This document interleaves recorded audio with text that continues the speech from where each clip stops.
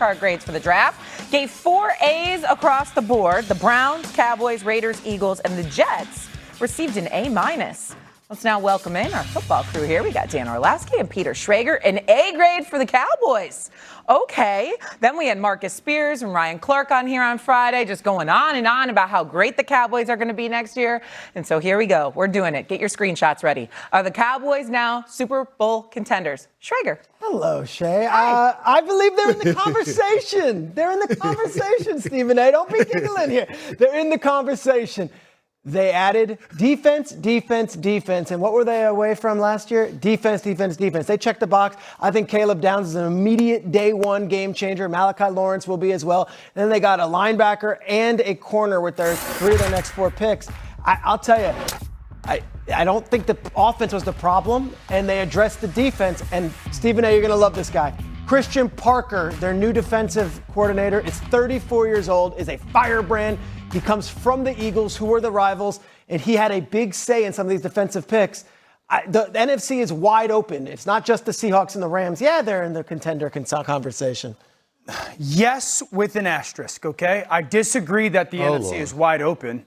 This is a conference that it's the Rams conference to lose, in my opinion. What about the Seahawks? Seahawks lost a lot of talent in free agency. I totally believe, and an offensive coordinator who's a head coach now. So I want to see how that transition goes, but I believe that it's the Rams kind of the conference to lose.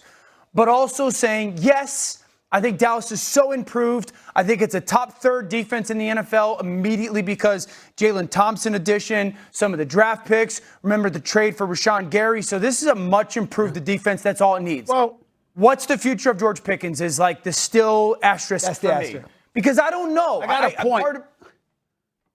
a point. I'm interjected there because I got to ask you a question. You know, like you're sitting up there and you're talking about the Rams are the favorite. Listen, I love the Rams. I think they can win it all. But you got them as the favorites over Seattle. Am I hearing you correctly? Yes. Because Seattle lost. Why? Seattle lost their offensive coordinator who got a job as a head coach because he was so good. Okay. And they lost a lot of defensive talent. I think they lost 3 or 4 starters from that defense. Fully expect them to be a very good football team.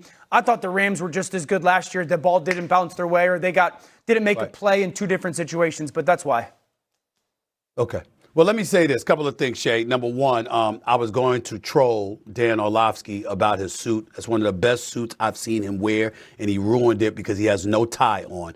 But I have to apologize because the tie that he had that would match with that suit, I stole it from him and I still have it. So I have your tie. I just want you to know that, right? So that's my bad. It would have worked for that suit. Let me say this to you. Let me say this to you. I'm laughing at this question, Peter Schrager. Hello. I'm laughing at this, okay, about the Cowboys being contenders because, listen, y'all are supposed to be my boys. Peter, you're new to this, but I love you, my brother. I love you, so you're part of the family. Here's the deal. Dan Orlovsky should know this. Shay's been around me long enough to know this. Everybody else knows this. Why do y'all evaluate the Dallas Cowboys on their talent? They always have talent. They always have talent that could be in the mix. But last year was an aberration, no doubt. But I'm saying for the most part, over the last decade, the vast majority of years, they've had the talent. How many times do I have to tell you what can go wrong will go wrong? Just wait for it. Be patient. It's coming. It's coming. Make no mistake about it. They draft Caleb Downs. They draft Malachi Lawrence. They've improved their defense. They highlighted it. Everybody giving them A grades, right? What contaminates the situation? What Dan Orlovsky just brought up at the tail end of his soliloquy. It's the whole situation involving George Pickens. Yeah, you franchised him. Yeah, you're going to sign that deal. Was it $28 million, Mr. Schrager? I believe that it is, all right? It's about $28 million, right? Here's the problem with that. That brother going to go on out that field. Is he going to make football decisions or he going to make business decisions? Because he's trying to get the long-term deal. He's trying to position himself to make sure he get the. You got receivers out here getting $100 to $120 million guaranteed. He had 28. That's it. Damn near 90 million short of the guaranteed dollars that he was seeking. I believe I'm right about that number. So my point to you is this. It's more along the same lines. No matter what they do good in terms of getting the right personnel in the mix, they do stuff that gets in their way, that messes with their locker room, that creates headlines, that keeps the buzz going. But when it comes to football decisions on Sunday or Mondays or Thursdays, the bottom line is they get in their own way, and they've already done that. I can say that because we've seen it repeatedly happen to them year after year after year. Okay. Are we going to deny that that's plausible now? Come on, y'all. It's the Cowboys. Just be patient. Wait for it. It's coming. Okay, the question, the operative term here was Super Bowl. I didn't hear any of you really mention it. Peter hinted at it. You obviously do not think they're Super Bowl contenders, correct? Yes Of course or no? not. Not. Of course not. Super Bowl contenders. I think that they will be Super Bowl contenders, yes. I'd be surprised if they make it, but they're contenders, yes. Contenders. Absolutely. Okay, there we go. That's what we Oh, Lord. And he leaned into the camera and said that. I had the nerve to lean Still into the no camera. word on Aaron Rodgers. Unbelievable. Hey, I got Damian Woody and Schrager. I'll start with you. Give me a big winner coming out of the draft. I'm going to give you a player. It's Ruben Bain. It was a horrible night for him in that he thought he was going top 10. He slipped to 15. But guess what? He's going to a franchise that looked at him as their top dude off the edge, and also going to a team that is playoff ready, and to a coach, Todd Bowles, who will use them. More than anything, the Bucs wanted Bain, and Bain's going to be playing with an enormous chip on his shoulder. I am fired up to see Ruben Bain, who's all business, going to Tampa. What do you think of that one, Dan? What do you think of that pick, Ruben Bain? I thought the Ruben Bain pick and the Keontae Scott pick, 4th round, the cornerback out of Miami, were both outstanding picks. The Buccaneers continue to draft well. They were a very good football team last year, dealt with a little injuries down the stretch. I know no Mike Evans, but everyone's and rightfully so, Rams, the NFC West, all that. I think the Tampa Bay Buccaneers are going to be a fantastic group again. D-Wood, how about the other side? Give me someone you thought did not come out so well from this draft. How about the 49ers? You know, they trade out of the first round and pick a receiver, you know, in the top of the second round. When, you know, Denzel Boston was there to be picked. They didn't go with that. Then in the third round, they pick a running back, Kalen Black from the national champs, Indiana. This was a guy that wasn't invited to the combine. He only had 4 catches all last year.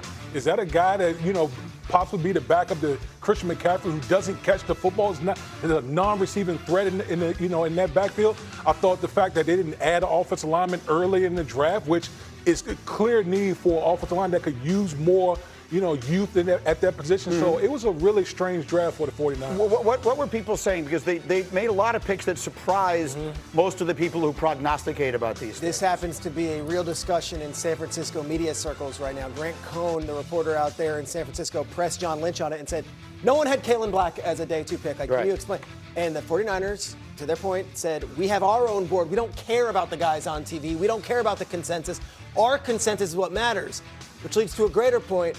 The success of their drafts. There are some misses, there are some hits, and whether or not it matters where you draft a player based on what everyone in the consensus on TV believes. Yes, no, obviously it doesn't. I mean, if you're taking a player in that spot, if he winds up being an excellent player, then that is Stribling just the and question. Black are the big areas where Niners fans are saying, why? They took them ahead of other players who most people had rated higher. Doesn't mean they'll wind up being better players, but I understand why those are the questions. Orlowski, give me one more winner from the weekend. I'm going to say the Cincinnati Bengals, not only from the weekend, but also this offseason.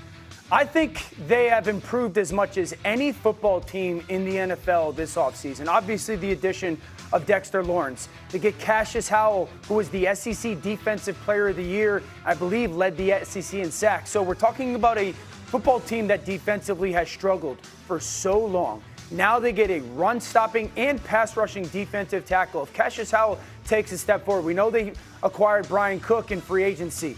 This is going to be a good football team. Boye Mafe. If they can get a little bit out of their Shamar Stewart, their first-round pick from last year. This is the most complete football team that Joe Burrow has had since that Super Bowl run team that he went, I believe, in 2021. We know the offense is going to be great. We know the defense is much improved. A lot of pressure on Joe Burrow to go get it done this year, at least for the next 2 years. I think the flip side of that, if you will, is that there was pressure on the organization to make sure that Joe Burrow believed Rightfully so. in staying there, and maybe they've taken some steps in that direction. Look, the Dexter Lawrence trade around the league, people are like, you have a 10th overall pick. The way the Bengals looked at it was they needed defensive tackle. There wasn't one to be had in the first round. The first one that went was Peter Woods, and he went 26 or 27. A very late round one. 29th overall to the Chiefs.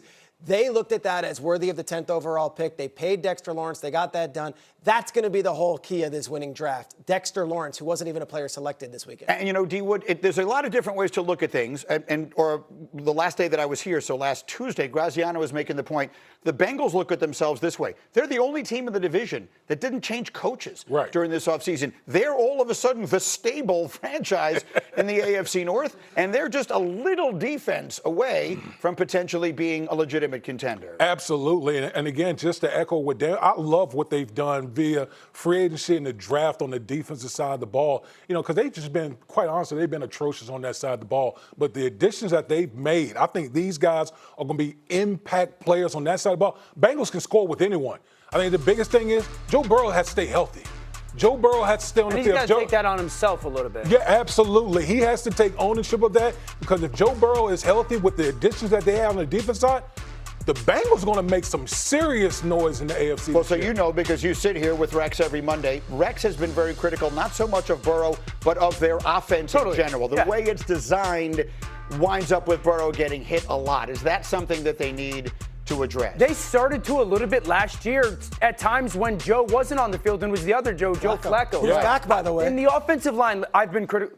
It improved last year, that offensive line. So it's a little bit of scheme. It's a little bit Burrow. And I also think, just touching on the Bengals, Greeny, it is very interesting that we sit here in April right now and two quarterbacks that have gone to and one has won a Super Bowl in the last 5 years kind of have like a little bit of a question mark with their future. Joe Burrow being another one and Jalen Hurts being the other one. There's a lot of pressure on those two players, whether strictly by performance or, you know, availability to just what is their long-term future within that organization and that team. What do you think? Final word. I think it's really interesting to vision as a whole, because the Ravens are going over a whole overhaul of their coaching staff, and the Steelers, of course, are as well. And we've always considered those the two powers, and the Bengals this X factor.